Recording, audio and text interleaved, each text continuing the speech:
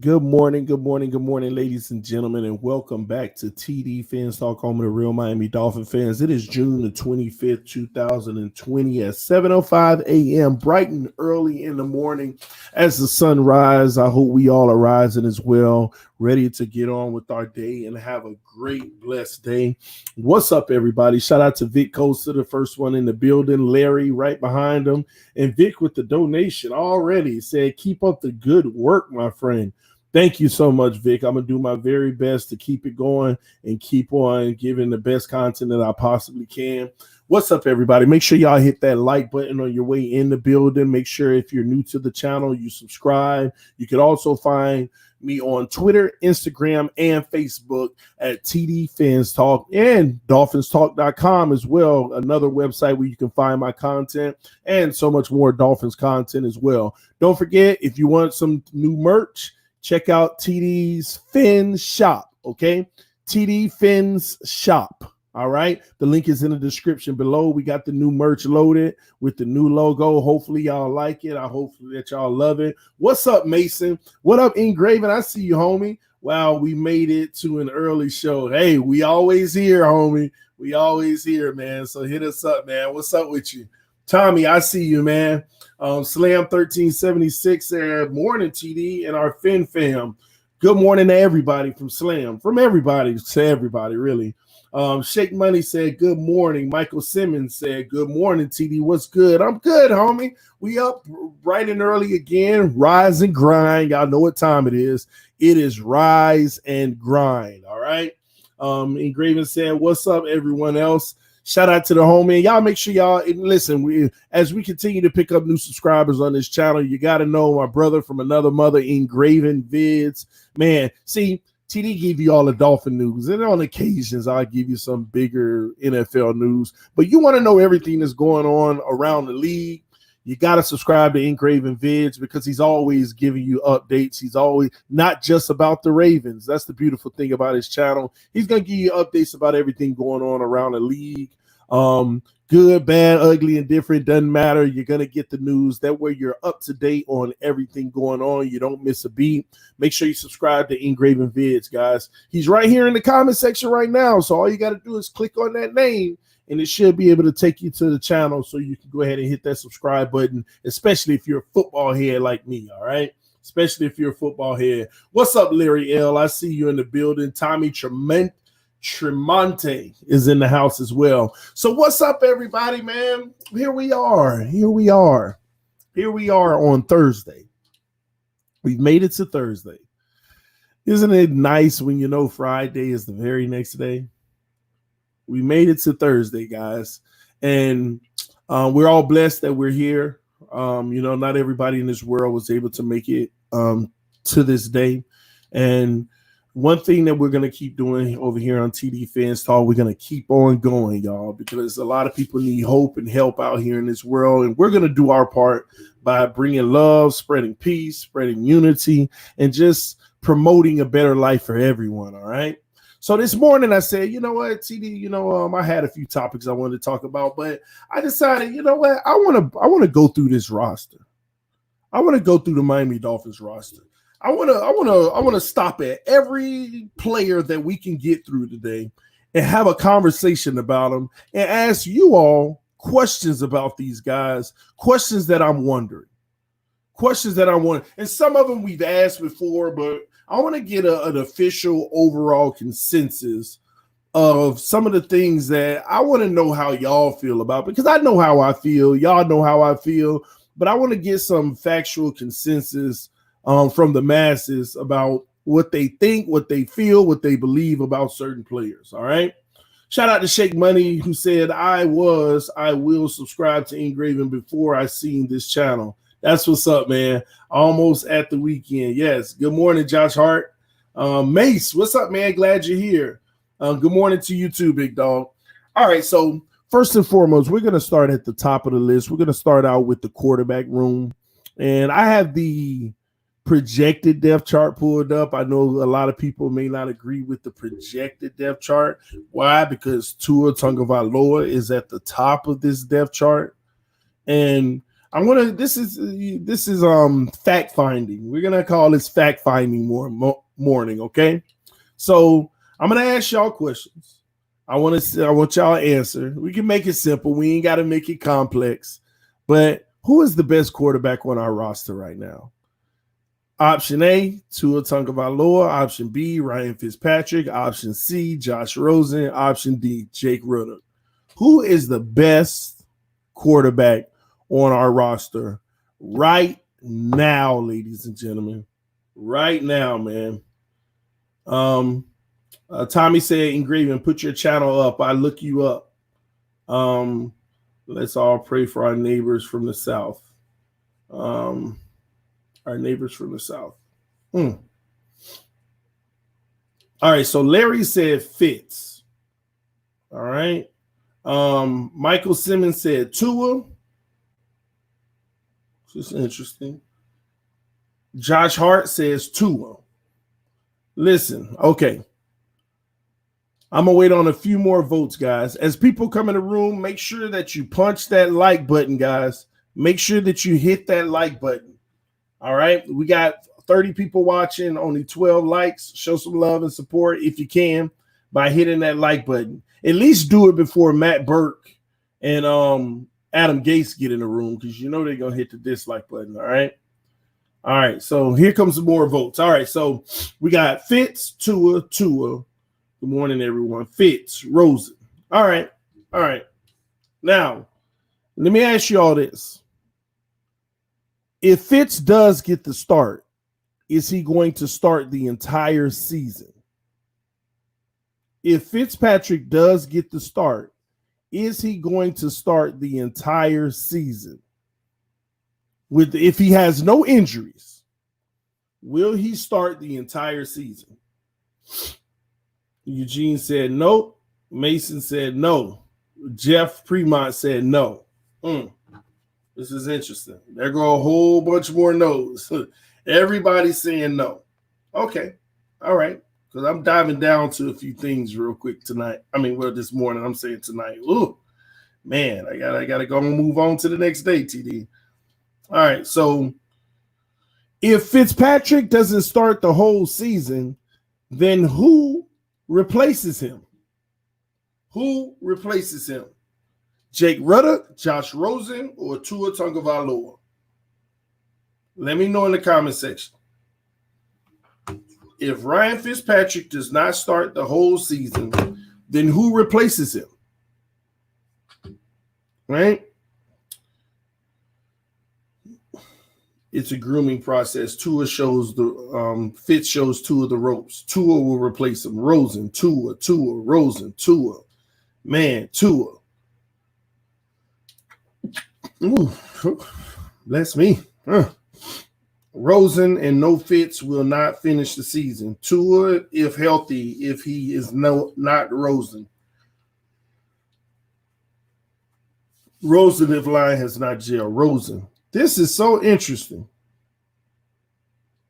Engraven said, I'm not 100% sure on how Flores is, but if you draft a guy that high in today's NFL, they may end up looking for a season to get Tua on the field, especially if he's healthy. Listen, Engraven, you ain't finna get me beat up this morning.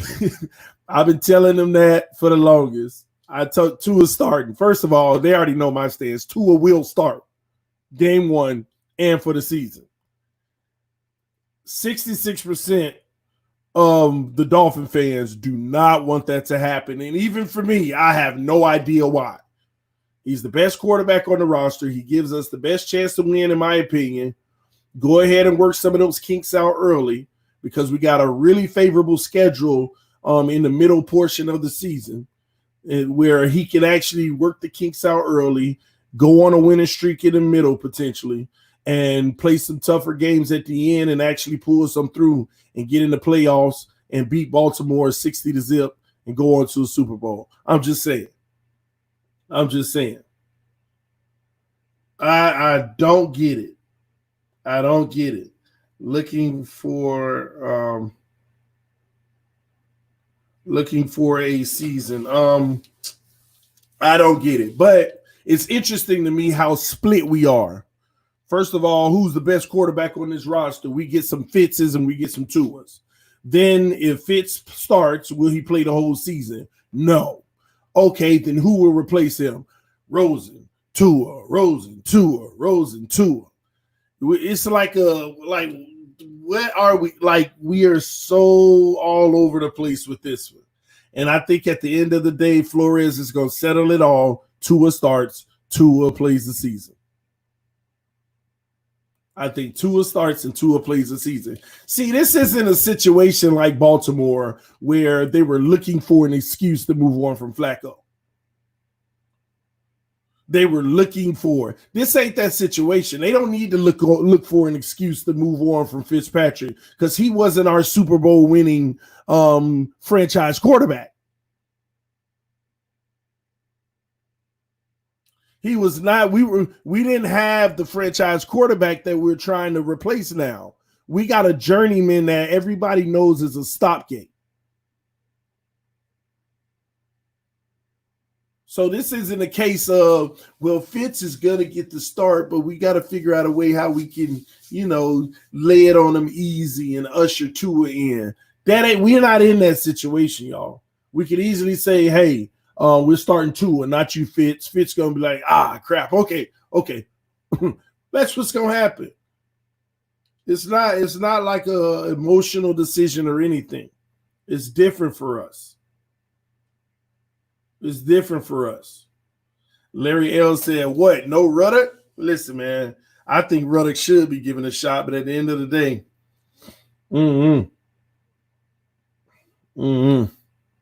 it's hard. You got too many high-profile people in front of you. Yeah, that's a good point. Ravens were looking for an honorable out from Flacco, a respectable out. But yeah, the Dolphins, there is far less history than there was with the Ravens and Flacco. And that's an understatement because there was no history. I mean, people we getting excited over him beating the Patriots in the last game of the season. And hey, he's a part of history. Hey, he ain't did nothing else outside of that make you happy. Drake was part of the Miami Miracle and he's gone the next season. So who cares, Drake was the one who walked the Miami Miracle in and he was gone the next season. Tannehill threw the pass for the Miami Miracle. Out of there. Out of there, man. Ryan Fitzpatrick should retire and become Dolphins' new QB coach. I think they're going to find a role for the veteran. He's probably going to be a Dolphin until he does retire, and they'll find a role for him if he's done making money. Because here's the truth. Which I have to realize is Fitzpatrick, after this season, if he gets cut, he can still make 15 rosters in the NFL as a backup quarterback now. Might even be 20 rosters. He can make a roster as a backup and make a few $1 million. He gets into coaching, he's not making a few $1 million a year. But he can do that as a player on many rosters, and I think he could actually do it on many rosters for at least the next 3 to 4 years, honestly. A guy who you want to rely on to come in and win you 2 or 3 games if your quarterback's out for 5 weeks, it's possible. It's possible. And I like what Larry said, a playing coach could be. I mean, the rosters go to 55 men now. It's more feasible. Have a guy who can play in the case of an emergency, but he's also a coach. Why not? Why not? All right, let's keep on with the questions, guys, as we have 52 people watching and only 24 likes. Please punch that like button. Let's continue with the questions here. All right, so what are your concerns with Tua Tagovailoa? What are your concerns with Tua Tagovailoa? What are your concerns? As you answer that question, I have another question. If Ryan Fitzpatrick started the entire season, How many wins can he get with a great defense, a good O-line, receivers catching the ball, and a good running game? Everything gelling on this team. How many wins can Ryan Fitzpatrick get? As I look at the answers to the question of concerns with Tua. Michael Simmons says, I don't have any. Eugene said, too short. I don't think we had that problem with Drew Brees. Durability. That should be one for everyone. Tua staying healthy. And it looks like that's the biggest concern is his health. And it amazes me that people don't want to start him because they're scared he's going to get hurt. Is that the type of quarterback we have that we have to worry about if he's going to get hurt? You know, what if the O-line plays trash this year? Then don't put Tua out there. They play better next year, Tua plays and balls out. We lose key pieces and our O-line is trash again. Sit him again? Is that what we do? Sit him again? You can't live in the NFL based off of whether or not the O-line is trash. You got to go out there and see if you can make it happen regardless. Now, asking about Fitz on a really good team, you guys said 10 wins, 10 wins, 9 wins, 10 wins for Fitz. Wow. I want to ask the same question about Tua Tagovailoa. If he's healthy, great team around him, great O-line, great run game, receivers catching the ball, good defense. How many wins can he get? So basically, y'all are telling me, as I wait on y'all answer, y'all are telling me Fitzpatrick will take us to the playoffs. You're telling me right now that Fitzpatrick will take us to the playoffs. That's what I'm hearing. Fitzpatrick will take us to the playoffs. Now, in regards to Tua, we got a concern that he holds the ball too long, needs chance to learn, not try to survive. 7 wins for Tua, 12 wins for Tua, 6 wins for Tua, 5 or 6. The ceiling is 10, but Fitz automatic 10, huh? 6 or 7 maybe. Elder Bruce Jones said 11. Michael Simmons says 10 wins for Tua. So y'all don't have, if Tua started every game, y'all don't have it being better than Fitzpatrick starting every game. So he wouldn't be any better than Fitzpatrick starting every game. Is that how you all see it? Is that how we all see it? He's not worth, because Vegas says Tua's worth 1 more win than Fitzpatrick. They had us at 6 wins, I believe, and they put us at 7 if Tua was the starter for the season. Which they always say that we're going to win 0 games and we won 3. Then they say we're going to win 3 games and we won 5. So I never listen to their projection. So I said 19. I love it. I'm with it. I don't care who behind center. You give me 19 wins in a season, let's go. Let's go. Depends on our O-line. I said the O-line is playing perfect. They're fine. O-line great, running game great, receivers not dropping balls, they catching it. Defense is good. He just got a great team around him. Tight end playing well. How many wins?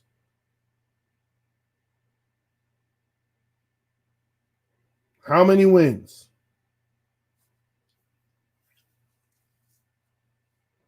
Fitz or Tua, still 7-9 to 9-7. Then 9-10. Man, that amazes me. Now I see that some of y'all really do feel that Ryan Fitzpatrick is better than Tua Tagovailoa. That scares me, y'all.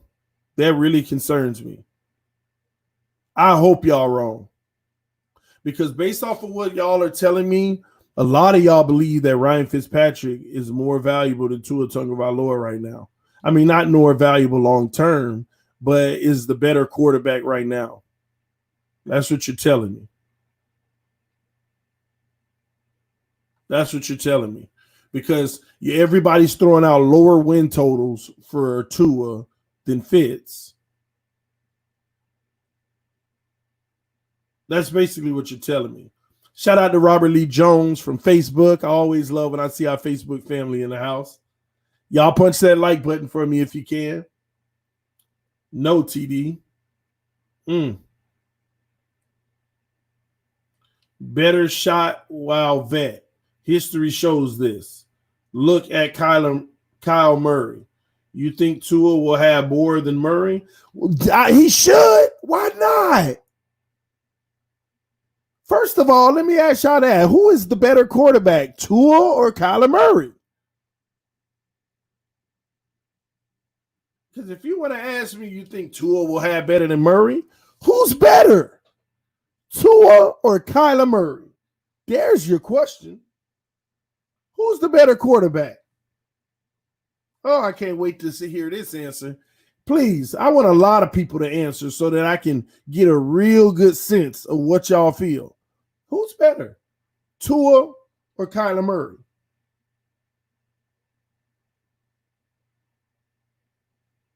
Please tell me, who is the better QB? Tua is the better quarterback. Tua has something you can't teach, the X factor. Irrelevant convo until Tua puts on the pads. It's not irrelevant. We can dream, we can hope, we can have a belief right now. Daniel Jones. Neither. Wow, Quint. Tua is better.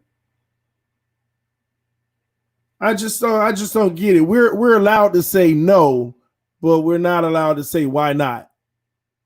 I don't get that. Answer in 4 years. Okay, wait that long. Maybe I asked the question wrong. I shouldn't have said who's better. Who do you think is better? That's fair. Who do you think is better? What's up, Joseph Bryant? Welcome, man. All right. Good morning, TD and Fins family. Murray for now. Wow. Murray's better. KA all day said Tua. Tua is far the better quarterback. Oh, man. Some of y'all be speaking in definitives, man. All right. Let's keep it rolling, man. All right. So what % chance do you give Josh Rosen of starting at least one real game this season? What % chance do you give Josh Rosen of starting a real game this season? What % chance? The first answer, 0. Oh, man, 50%. 5%. Hey, just joined. But what's up? And I'd say 5% chance. Wow. Make sure you subscribe to the channel if you're new. And hit that like button, guys. Wow. All these 5%, man. I think he'll only start if Fitz and Tua catch the pandemic. Wow. Tua is physically, mentally Fitzpatrick right now. More chance of Josh Gordon being on the team. Wow. Y'all be disrespecting Rosen to the umpteenth degree. 60%. Okay. 0. 85%. Fitz 60. Josh 20. If Tua 20. Fitz 10%. Michael Simmons 50% of Tua not fully healthy. If Tua not fully healthy. 70% of another team on another team. Wow. Wow. Y'all are slaying me here, man. Y'all are slaying me. This is amazing. But let's move. Let's continue to go. Does Jake Ruddock make the final roster? Not the practice squad, but the final roster. Yes or no? Does Jake Ruddock make the roster? Murray ball get batted 50% of the time. He got to run out of the pocket and might midget Murray. Wow, nobody feels like Jake Ruddock can make the roster. Another team will sign Ruddock. Yes, he got paid, didn't he? No, it's a futures contract. That don't mean you got paid. It just means that you bought the rights to him so that if he end up making the roster, he gets paid. If he doesn't, then basically when you sign him on a futures contract, you're guaranteeing another team can't come snatch him up. You're buying his rights. That's the easy way of putting it. You're buying his rights unless you cut him and he doesn't make the team. So no, he didn't get paid. We just signed him on a futures contract, which buys his rights. If we trade Rosen, yes. I was waiting on that answer because I was just about to stick it to people. Hold on, all y'all talk about 70% on another team, Rosen's getting traded and all that, then why wouldn't Ruddock make the roster? A year, what happens if Fitzpatrick get hurt or he's struggling? You want to be able to have another guy to throw in there. So I think that is a good thing. I think he can make the roster depending on how Josh Rosen performs.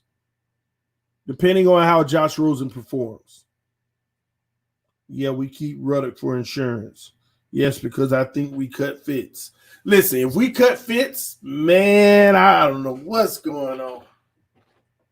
But you can't rule it out. People will easily try to rule that out. You can't rule that out. You cannot rule that possibility out. We got 63 people watching, 32 likes. If you want to help out the channel, please hit the like button. All you have to do is remove the chat, punch the like button, and bring it back. It's that simple. It tells YouTube that a lot of people like what we're doing, and it basically sends out more notifications to people and let them know that we're live.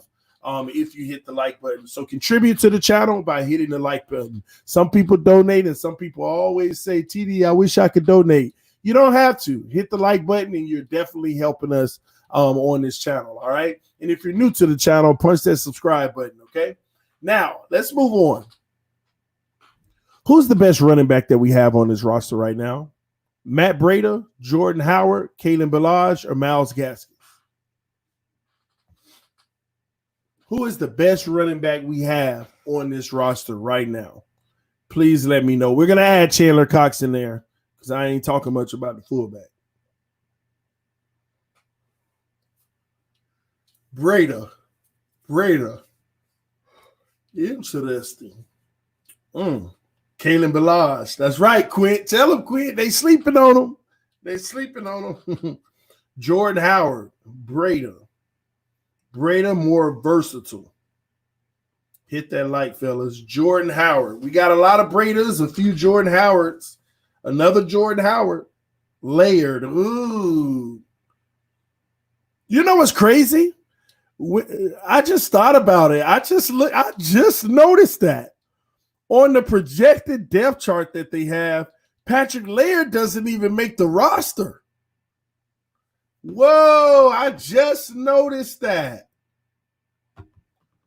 On this projected depth chart, Patrick Laird does not make the roster.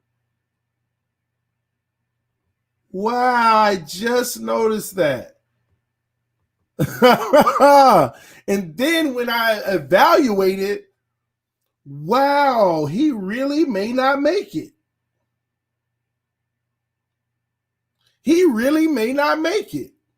Let me ask y'all, does Patrick Laird make this roster? They have the depth chart as Matt Breida, Jordan Howard, Kalen Ballage, and Myles Gaskins.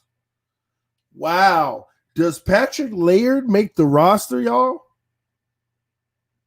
I never noticed that. The running back room is interesting as well.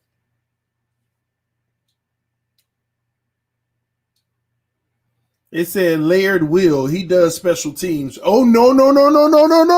Back up. There are not many players. See, this roster ain't built for just the primary special team guy.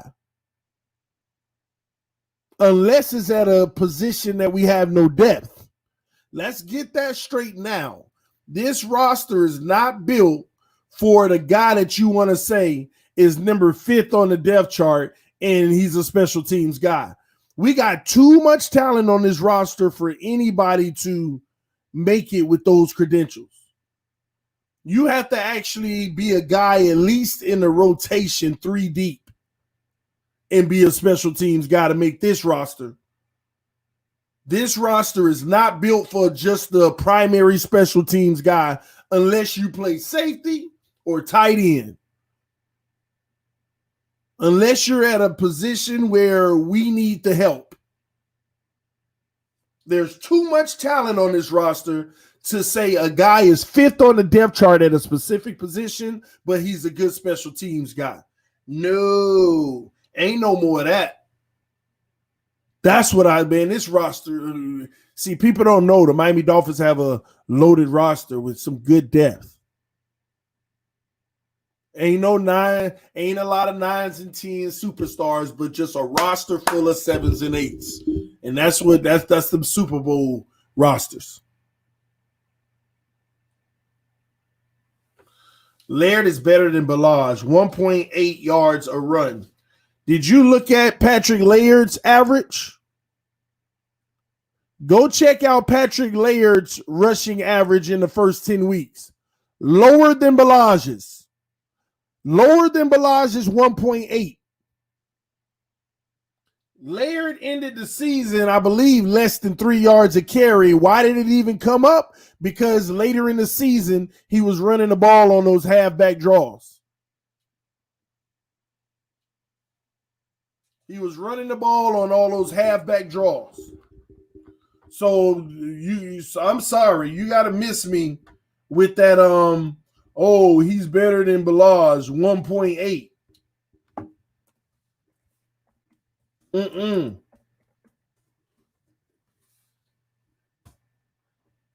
Ben Strong 1 said, I disagree. Okay. Do you know what Ballage average was last year? Do you know what the average rushing yards for Laird, not Ballage? Do you know what Laird's averages were? 2.7. I said just under 3. Well, somewhat. 2.7.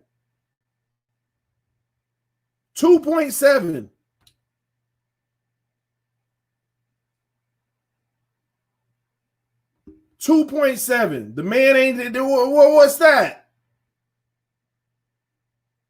What, I don't get it. What are we excited about? What was that?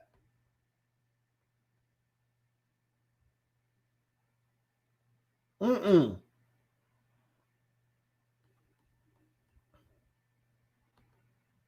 me make sure it was 2.7. I got to verify again. Give me a second.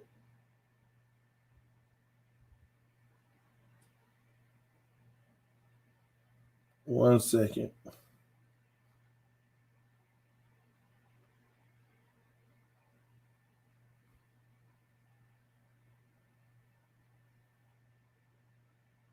Well, actually, I'm going to be honest. Laird just sucked rushing the ball anyway throughout the season. Late in the season when he got his chance, he didn't do good anyway. I'm going to be honest with you. Even at the end of the season, the last game of the season, he averaged 1.9 yards a carry. The game before that, 2.13. Versus Philly, he averaged half a yard per carry. 0.5 yards was his per carry. Not even a yard per rush. That's tough. He ran the ball 10 times and he averaged a half a yard per carry. Now versus the Browns and Buffalo, here's what it was that helped them in the season. It was 2 games. One game he averaged 7 yards a carry, but he only got 1 rush. 7 yards, 1 rush. In another game, he averaged 6.6 yards per carry, but he only got 3 rushes. 3 rushes.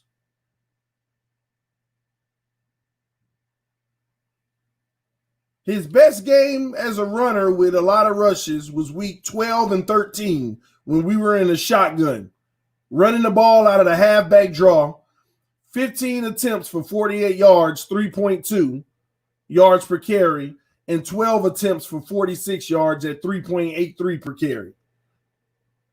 The running game was boo-boo trash for everybody except Mark Walton. Everybody was trash except Mark Walton. Every running back on this team was trash except Mark Walton. And even the running backs later in the season, none of them did it. No running back ran the ball with Fitz under center. Go look it up. Not a single running back ran the ball with Fitz under center. They got their rushing yards with Fitz in the shotgun, throwing the ball all over the field, and then when the defense on edge, they hand it off, and they get 6-7 yards on a halfback draw. That's what we were dealing with.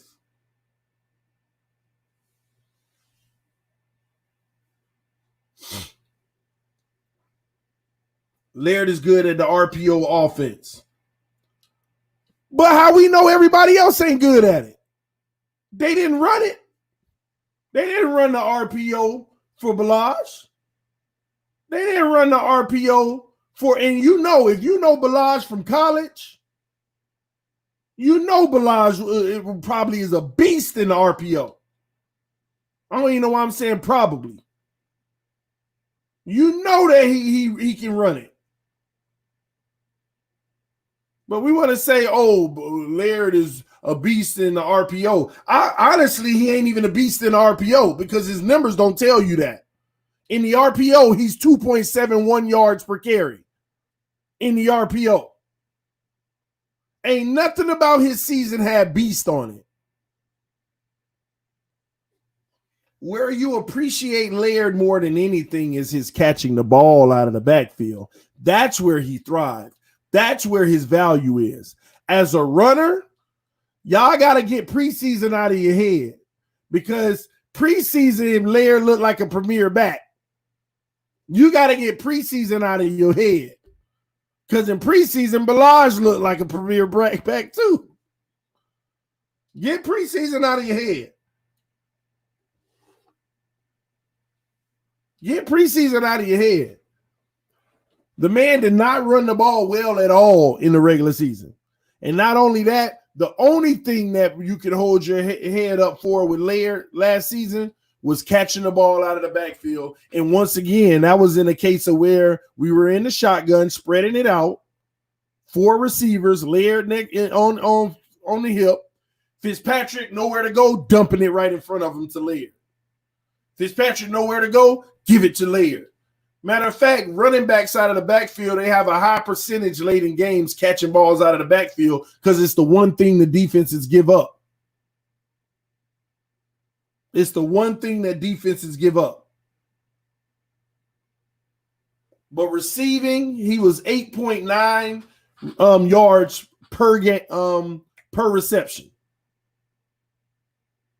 He thrived catching the ball out of the backfield. Now, I'm not saying he putting up 60, 70, 80 yards catching the ball, but with the team we had last year, a game of 51 yards, a game of 43, a game of 38, another game of 48, those are good numbers. But he also had a game of catching 1 yard, a game where he caught 8 yards, a game he had 0 yards, and a game he had 15 yards. So half the games were good catching the ball, the other half was trash.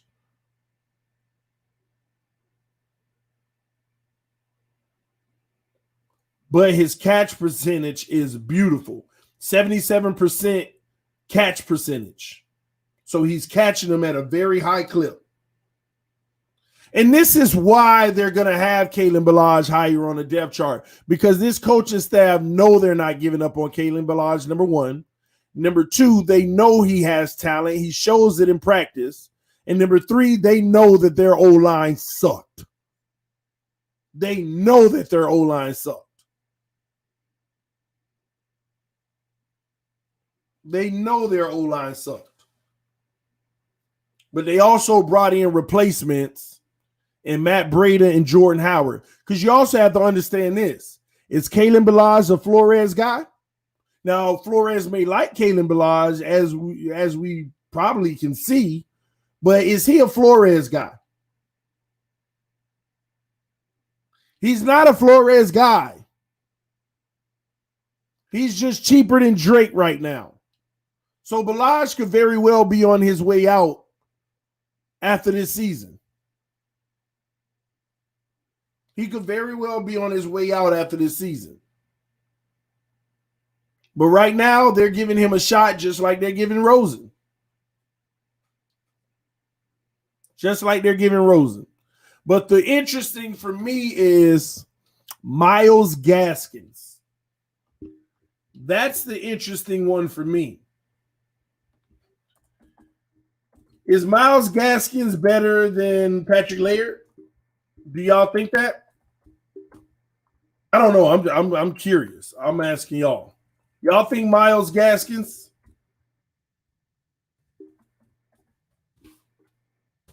is better?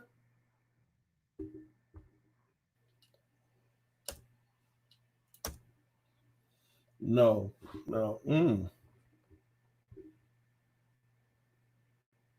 I gotta see this. One moment. Yes, Gaskins is better.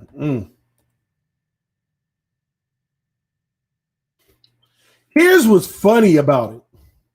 Myles Gaskins played every game Patrick Laird played. Patrick Laird only played one more game than Myles Gaskins. Patrick Laird played week 8. Patrick Laird played week 8 through 16. Myles Gaskins played week 9 through 15.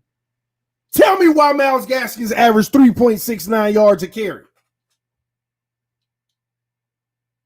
A whole yard more than Laird. 2 whole yards more than Balazs.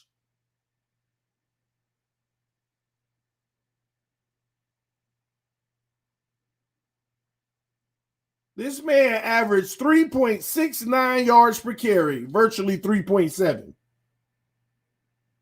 He averaged 3.7, and y'all riding on this Patrick Laird high when the man averaged 2.7. Because the O-line sucked. And Myles Gaskins is better at the halfback draw than Patrick Laird.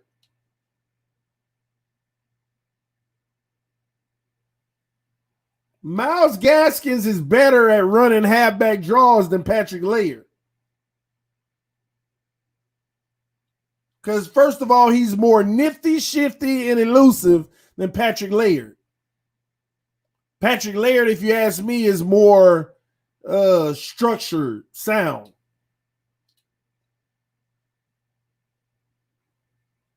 This is probably exactly why they have Myles Gaskins taking the 4th running back spot on the depth chart.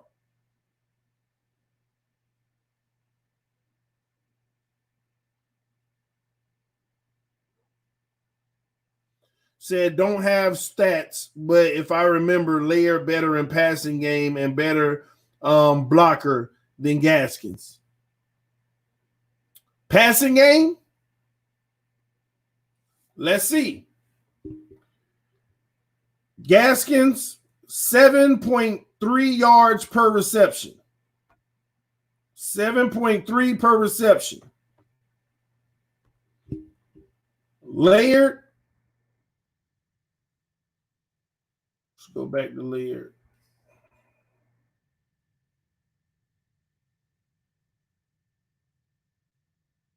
$8.9 per reception.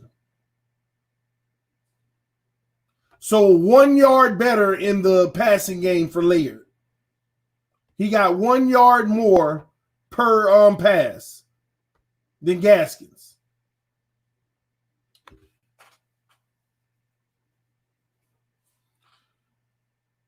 But one big difference, here's one big difference.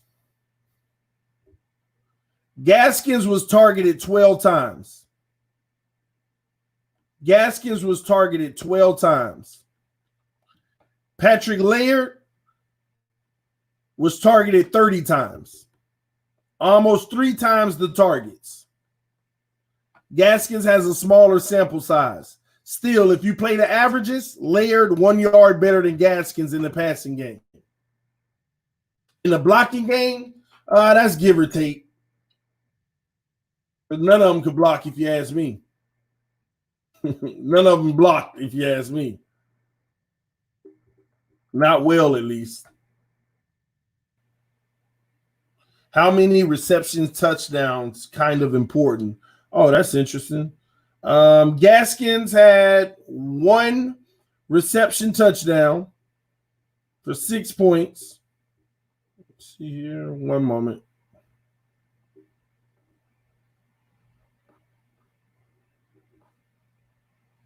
Give me a second. I'm going back to Laird. Laird.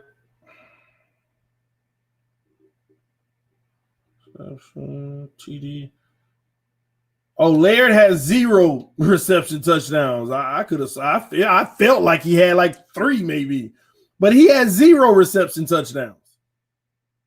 Gaskins 1 touchdown and Laird 3. I mean, no, not Laird 0. Gaskins 1, Laird 0 reception touchdowns. Also, let me tell you something that's interesting. You know how we talked about Laird gets 8.9 yards per reception? The biggest difference between him and Gaskins is the fact that he's also getting targeted at 7 yards, which means when the ball is thrown to him, he catches it at like 7 yards. So his yards after catch is pretty much 2 yards. He gets 2 yards after catch. 2 yards after catch. He catches it 7 yards past the line of scrimmage, and he's only averaging 8.9 yards per reception. But the difference is Gaskins is catching the ball 4 yards past the line of scrimmage. So Fitzpatrick was throwing the ball to him 4 yards past the line of scrimmage. And his receiving yards per reception is 7.3. So he's getting 3.3 yards after the catch. Laird is 2 yards after the catch, and Gaskins 3.3 yards after the catch.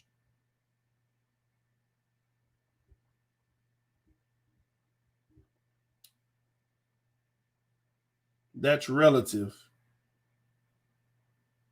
Gaskins used for garbage time. For garbage time, the man ended the season getting some reps. 16 rushes, 9 rushes. If you look at Laird, he got a whole bunch of 8 rushes, 10 rushes.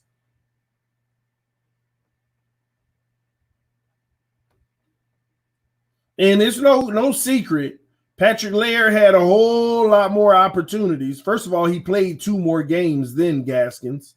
That's number 1. But in week 15, if you really go back to week 15, that was the week that Gaskins actually got the start over Laird. I don't know if y'all remember that. That was the week where they went with Gaskins.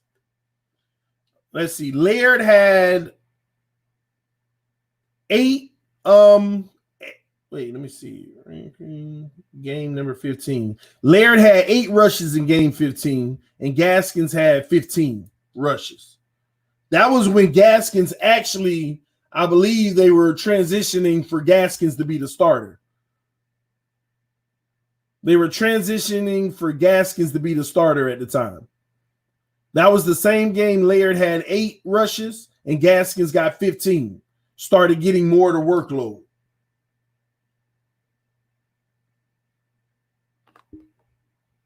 Because before that, Laird was the primary guy. Laird was the primary guy before all of that. TD, these guys just ain't gonna get it done. Yeah, but you know what? I think Gaskins is actually a really good project, though. Laird, if you had the luxury of having a specialist of catching the ball out of the backfield, but I don't think. I never thought about all of this, but I don't think Laird actually may not make the roster.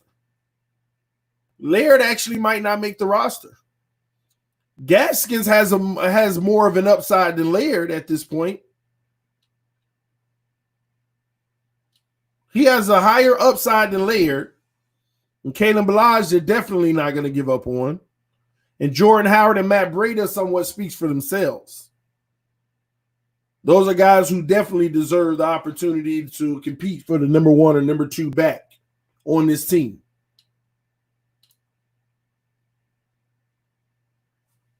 Said, I need my white running back. I want Laird. Wow.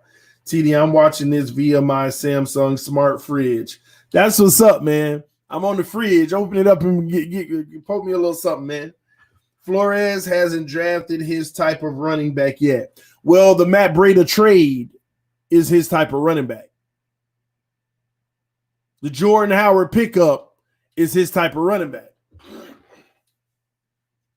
Myles Gaskins is his type of upside type of guy. Kalen Ballage is the type of guy, let's see what we could do with him, and if not, we move on from him because he wasn't our guy anyway. Y'all got to start looking at this roster of, eventually this is going to be a 100% Flores roster. Tua is a Flores guy. Ryan Fitzpatrick is not. He is, but he's not the future. Josh Rosen, he's a Flores guy. Why? Because they went and got him under his regime. One of the first decisions him and Greer made together. Jake Ruddock, same thing. Matt Breida, Flores. Jordan Howard, Flores. Myles Gaskins, Flores. Chandler Cox, Flores. Devontae Parker, not a Flores guy, but got a deal as if he is now. He's a Flores guy because he earned a deal under him. All right.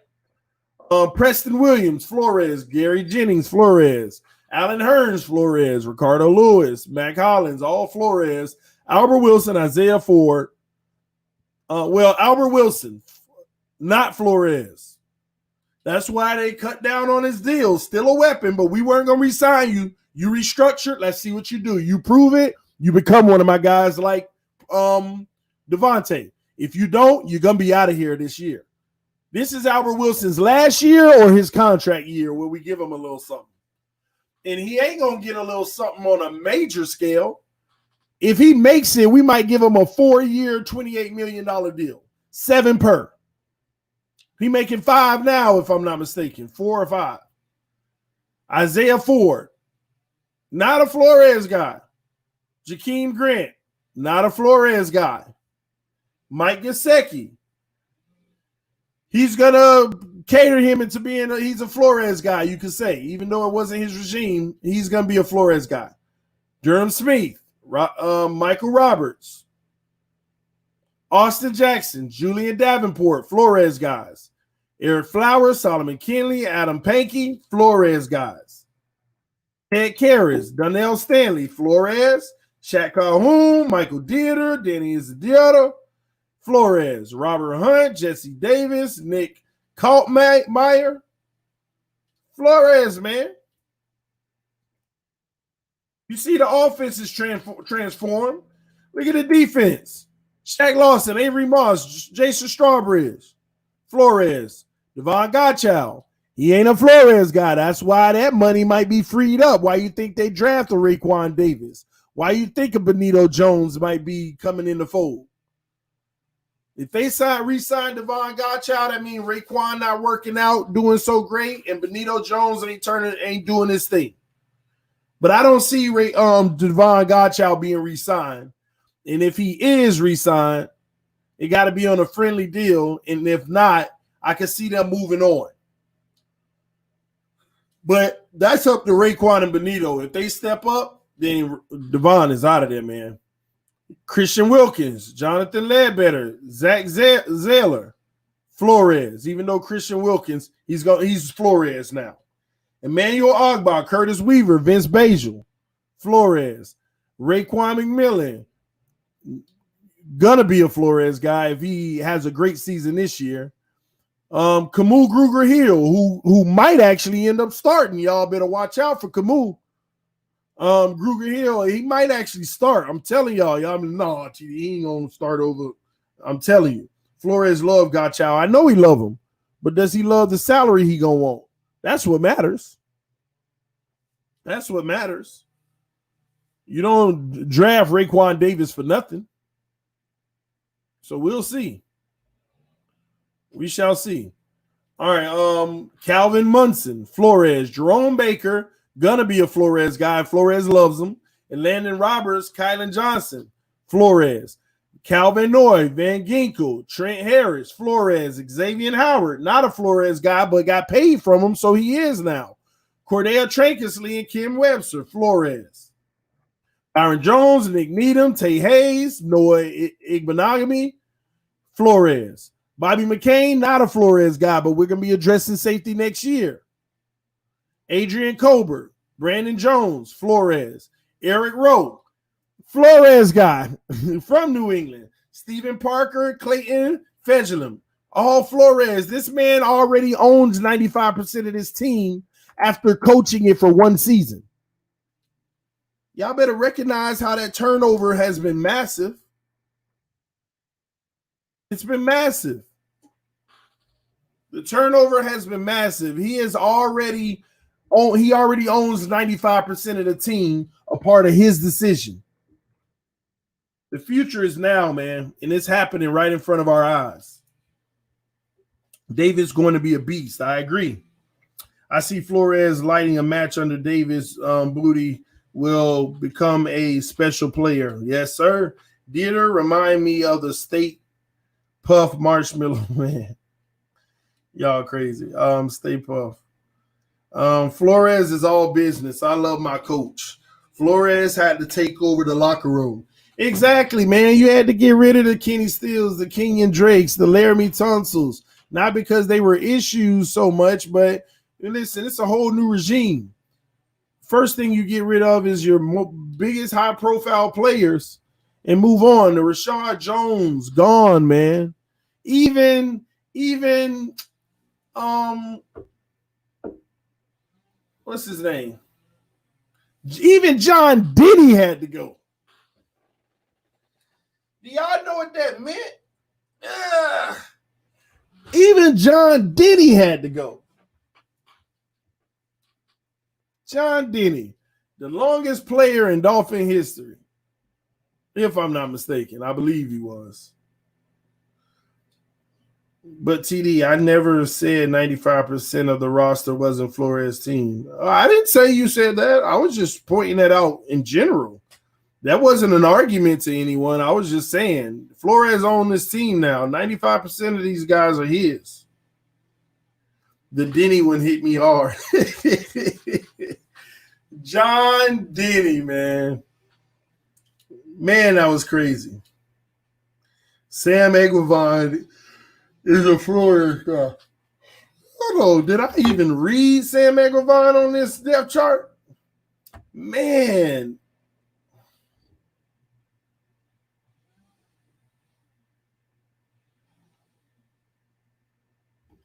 I didn't even read Sam Eguavoen on this depth chart.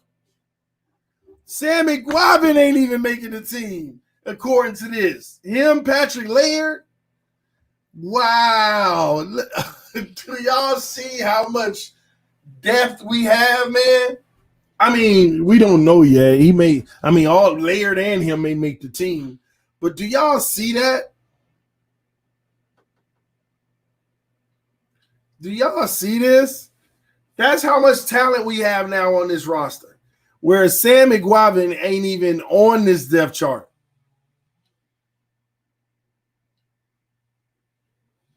There are players that's not even on this depth chart.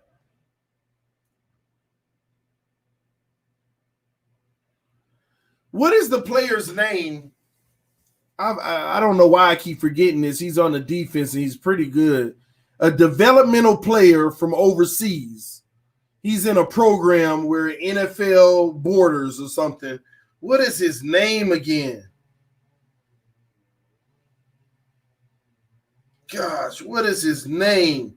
Come on, Dolphin heads. Use your brain right now. Some of y'all remember who I'm talking about. Cuervo or something. Nito. I don't know why I'm missing it. It's like Nito something. Nito Cuervo something. I don't know why I keep forgetting his name every time. Gosh, I have it.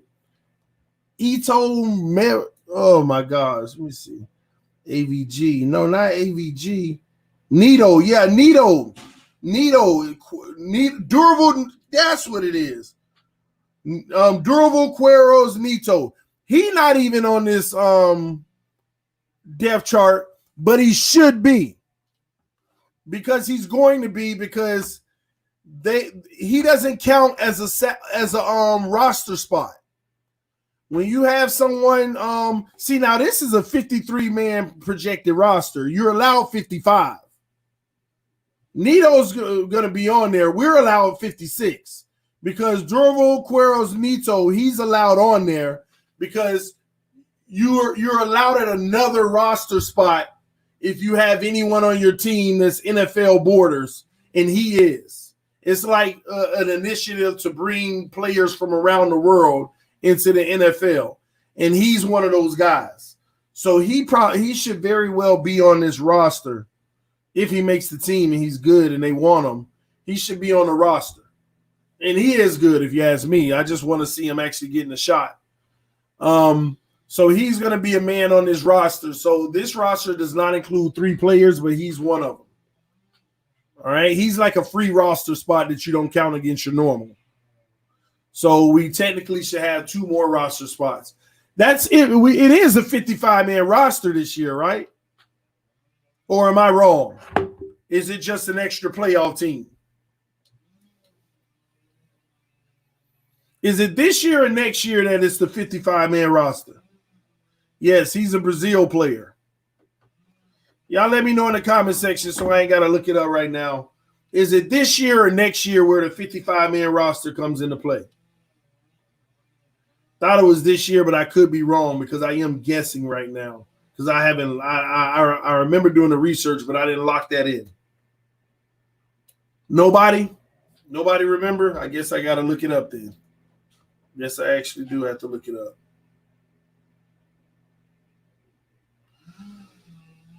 Or this year on 55 men. Appreciate you, Finn Strong One. Thank you, man. I take your word for it. I believe you. This year, 55 men. Cool. Appreciate that, man. We got 87 people watching, 46 likes. I appreciate Matt Burke and Adam Gates coming into the room. We finally got our 2 dislikes from those guys, so that's all good.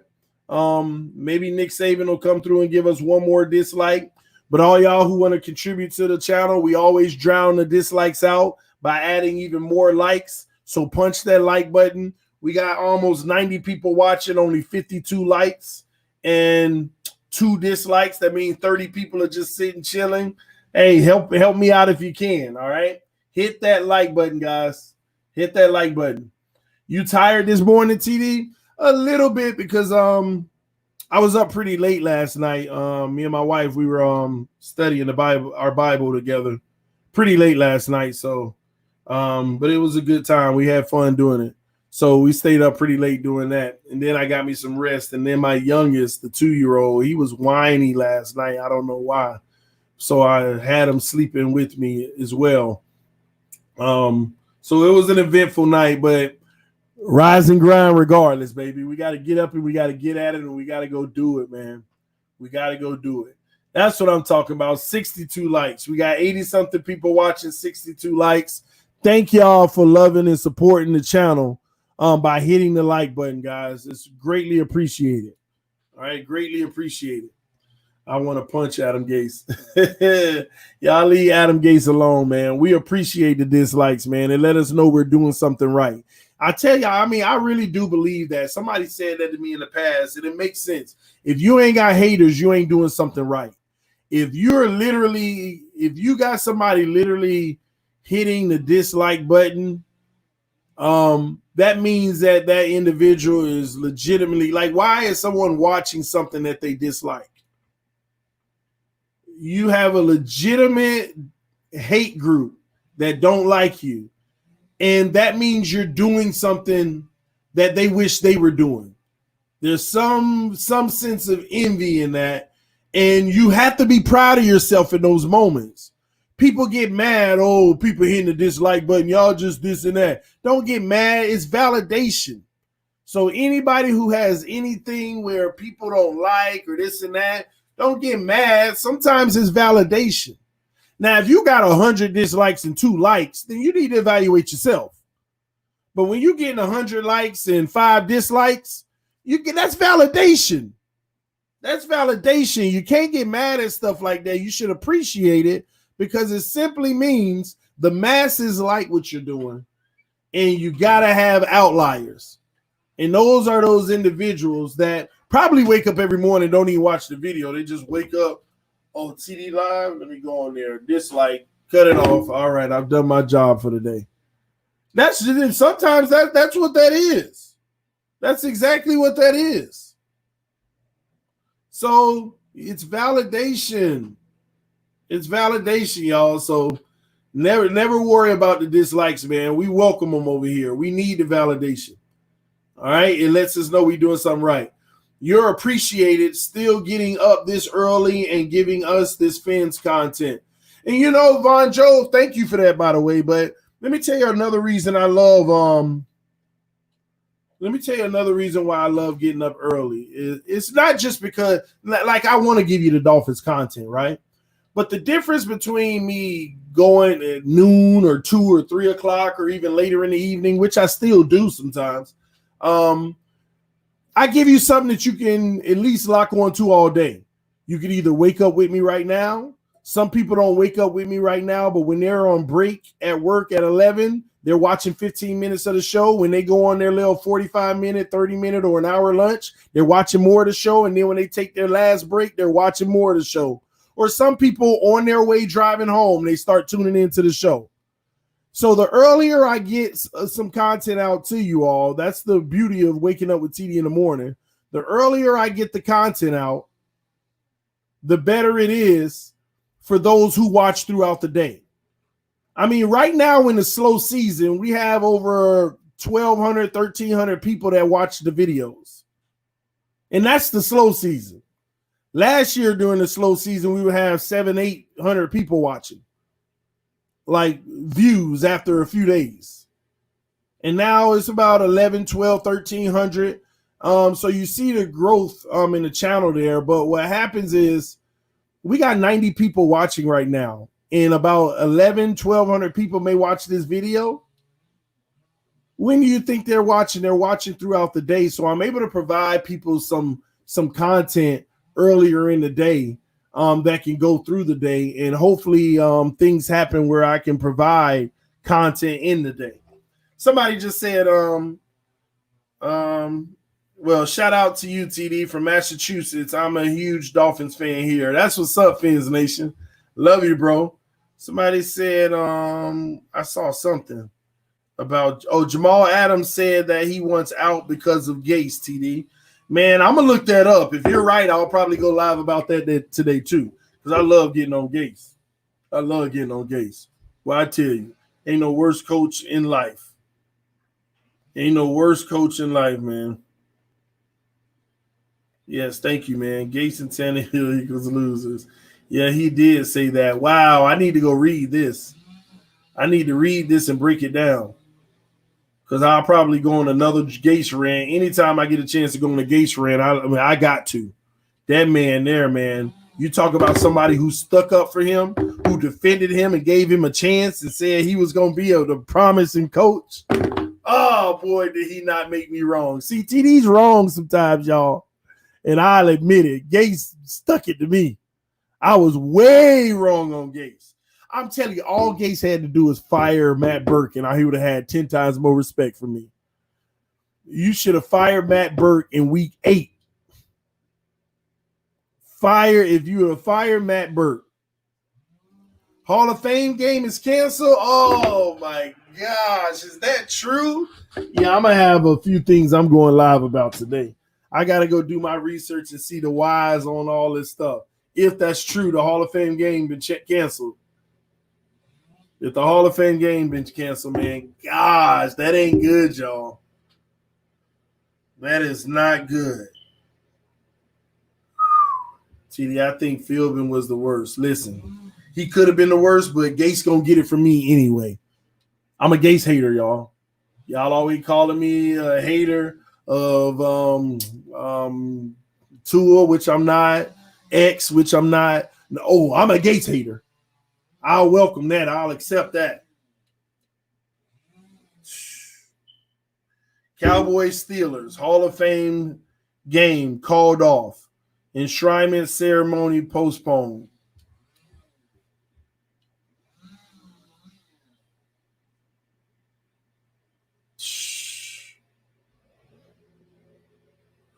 We may not have a freaking season, man.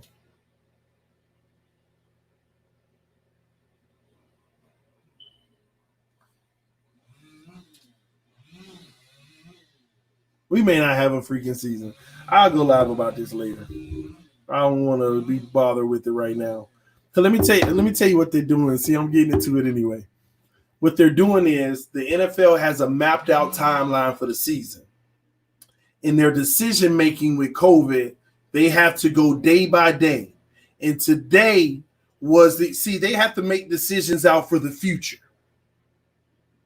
In the Hall of Fame game, decision time came today. Today was the Hall of Fame game decision time. And when they looked at the cases and everything, they said, wow, we got to make a decision on the Hall of Fame game now because certain things, contracts, setting up, venue, all that has to be finalized today. Cancel it. And they're going to keep moving forward. What was after that? The league open. When that day comes, probably 7 days from now, they're going to make a decision. We're probably going to hear 7 days from now something like, we've decided to push the season forward a week or cancel or push training camp out a week or cancel the first preseason game. They're going to keep going on the timeline depending on how things are going, man. Man, we're going to talk about it. We're going to talk about it later. I'll be going live about it. I want to see all the details of what they're saying, what the NFL came up with their reasoning, what their precautions were. Shout out to Gio Cabrera with the donation. Said, good morning, sleep in today. Fins up 19-0. Ain't no such thing as sleeping in when you got 5 kids, man. And it's the summer. And it ain't no summer camp because of COVID. And there's no listen. But I'm having so much fun with the kids, man, with the family, with the babies. They're having so much fun. Everybody together. It's just amazing. I'm loving it, man. I'm loving it. All right, let me see. Good news is Ezekiel Elliott's feeling normal after the news that he had COVID. Multiple teams interested in Colin Kaepernick could set up workouts closer to training camp, per reports. If he shows up to the workouts, let me tell y'all something. Listen, I don't want to hear nothing about teams interested in Colin at this point. Let me tell you why. Because first of all, you got to set up the workout. He got to show up. And I think this time he may. Second off, even if you show up at the workouts, what team gonna sign him for more than $10 million at this point? Because he already said he's not gonna be disrespected with a trash offer. A few years ago, I remember he wasn't taking nothing less than like 10 or 13 or something. What team is gonna sign for more than 10 million? That's the big part. And then they're going to have all this stuff about, oh, this is just a show. No, they want to work them out, see if they can get a deal. If they can't get a deal for a good, cheap price, they're going to move on. But I hope he comes out and says, listen, if you want to work me out, please know that if I'm everything that is worth, I want this amount of money. If you're not even going to be willing to do that, don't waste my time. I hope he says that. I hope he says that. Because this don't need to be bigger than it is. Because I don't want to hear he's being disrespected. Nobody's offering him $15 million. First of all, ain't nobody got $15 million to get no quarterback right now. Ain't nobody got 10 to give nobody no quarterback right now. Nor do they want to.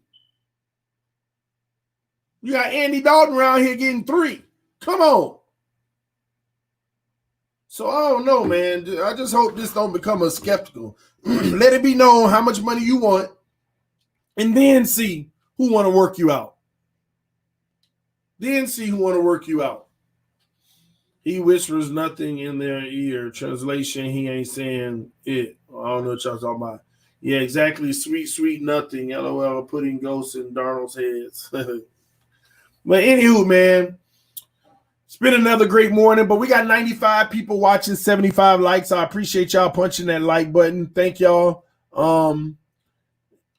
Gase needs to be in a pigeon coop, man. Speak the truth, TD. Spitting out facts. I mean, everybody knows this, man. Nobody can sit here and be oblivious to it. You know, I just don't want this to turn into another social issue. Oh, they brought Kaepernick in as a spectacle. Nobody was going to sign him. They just did it as a show. I don't want that to be the case. Let's keep it 100.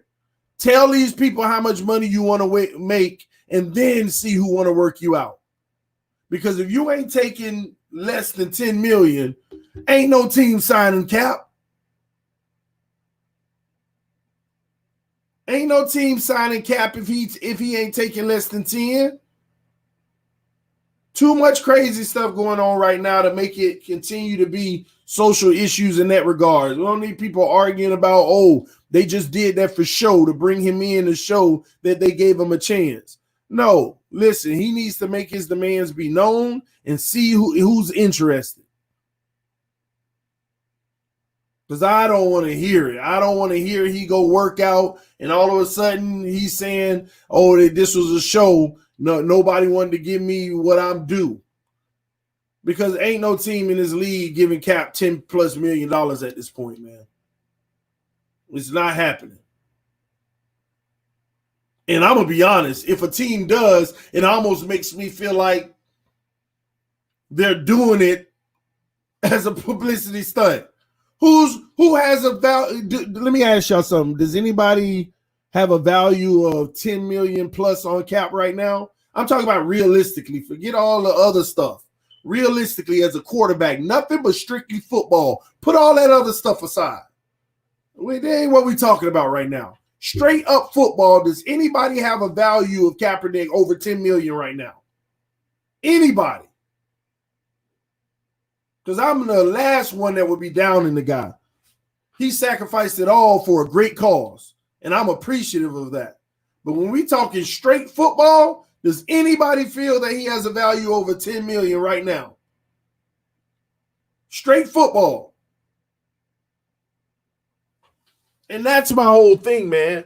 I would hate for this whole situation to muddy the water to get the report that teams are interested in bringing him in for a workout closer to camp. Because I don't want to hear they just brought him in to show that they wanted to give him a chance. I don't want to hear all that stuff, man. Make your demands known and then see who want to bring you in. Period. No, but no way do I think that's what he's asking for. What you think Cap asking for? What you think he asking for? I'm just curious. You think he asking for $3-4 million? Because some would argue he ain't worth 5 right now. I was being generous by putting a baseline of 10.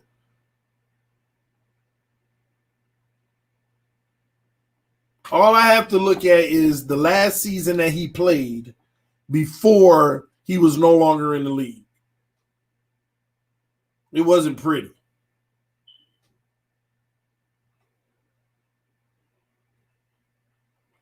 Kaepernick was under contract, tore it up, and demanded more money. ESPN reported this in 2017. We know all the facts on that, mob. Cap will fill the seats. So as an owner, I'm thinking maybe, I never thought about it that way.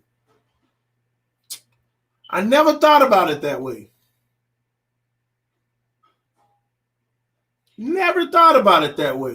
But it would have to be a great market that really, it would have to be the right market for one.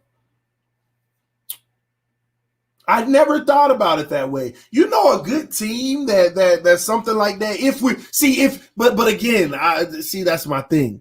Remember, I said even if a team did give him 10 million, I just feel like it's so wrong because it ain't nothing but a publicity stunt. So you're right. I didn't think about it like, oh, he's gonna sell seats though. And already in some of these stadiums hard to sell seats. He's going to sell seats. But is that not a publicity stunt? You're using them as a publicity stunt? But you're right. He will sell seats at this point. A lot of people will go support and buy the jerseys and all.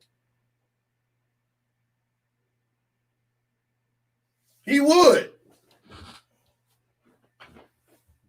Feel what seats? Not in Miami where it's 75% Cuban. Listen, Cubans don't fill the stadium 75%. Get that straight now. Don't sit there and act like the Miami Dolphins is a Cuban team.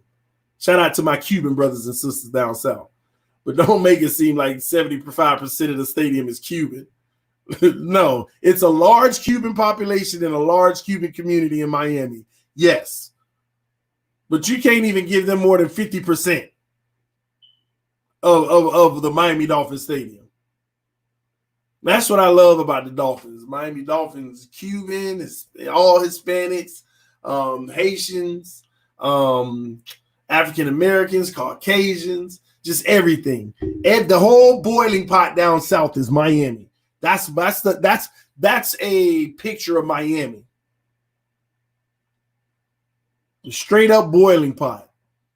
From low class to high class to this race to that race to men, women. Miami is a culmination of everything, man. That's the beauty of Miami, too. That's the beauty of it, too. But I get your point. The Cuban community isn't very happy when he wore the Castro shirt. That's why when everybody was like, we should bring him to Miami, you got a large portion of the fan base that really don't like him because of what he was seeming to support at the time. I don't know his thoughts on it now. I haven't done my research any further than that. TD, I'm telling you, they'll protest every Sunday and cause chaos. No, I agree with that. I'm just saying he threw out the 75% number. I'm like, oh, slow down. But yeah, they'll be out there protesting. We wouldn't bring those issues to our listen. We wouldn't bring those. We wouldn't bring that drama. A lot of Bahamians too, TD. I don't even know how I forgot my Bahamian brothers and sisters. I don't even know how I forgot that. Everything, Bahamians, Puerto Ricans, Jamaicans, Haitians. I mean, you name it. You name it. Miami has it all. That's the beauty of it, though. The culture, the vast culture, so many cultures. That's the beauty of Miami. The straight up beauty of it. And that's in South Florida. I know I keep saying Miami, but it's South Florida. It's all the same from parts of Palm Beach down south, man. Palm Beach, yes. All right. Palm Beach, Broward, Miami-Dade County, Key West, Flagler, all the good stuff, man. Miami is a beautiful city. Yes, it is, man. But thank y'all so much for waking up with TD in the morning. It is 8:29 coming up on the 8:30 a.m. hour. Y'all have a great day, man. Y'all stay blessed. Y'all keep your head up. Show love, show support to your friends, your family members. Go and say, if you get an opportunity, bless someone today. I was at a restaurant a few days ago, and I just asked the cashier, hey, can you pay for the guy's food that's behind me? And I paid for it, walked out, and, you know, you never know. It could have been a blessing. You never know. And I also saw him trying to put together the money to pay for the meal. So just if you spread blessings if you can. You never know what that's doing for somebody that day. You never know. You never know, man. But y'all have a blessed day. I love y'all. Thank y'all so much for the continued support of TD FinStalk, home of the real Miami Dolphin fans. Yes, Joe Philbin has woke up this morning. We got our third dislike, but make sure you hit that like button on your way out so that we can get over 100 likes on this video. But if you're watching it fresh, we're going to try to get over 150 likes on this video overall. That's going to be our new goal. We're going to try to get over 150 likes on every video. I'm going to remind people at the beginning of every video. But love y'all. Thank y'all for y'all continued support. It's your boy TD, and I'm out. Peace. I'll see y'all soon, man. A lot of news coming today.